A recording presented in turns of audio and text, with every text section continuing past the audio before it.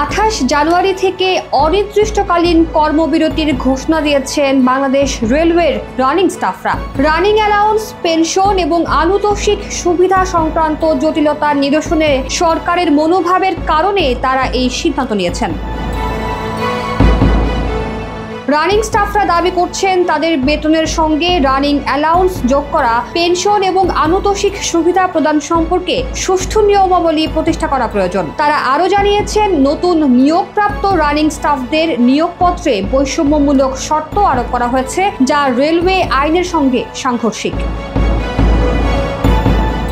এদিকে রেলপথ মন্ত্রণালয়ের পক্ষ থেকে জানানো হয়েছে যে রানিং স্টাফদের দাবিগুলি অর্থ মন্ত্রণালয়ে পাঠানো হয়েছে এবং আলোচনা চলছে। মন্ত্রণালয় জানিয়েছে যে রানিং অ্যালাউন্স 75% থেকে 100% উন্নীত করা হয়েছে এবং মাইলেজ অ্যালাউন্স পাওয়ার শর্ত শিথিল করা হয়েছে। তবে রানিং স্টাফরা তাদের বেতন কাঠামো, পেনশন ও আনুতোষিক সুবিধা বিষয়ে সঠিক সমাধান চেয়ে আছেন।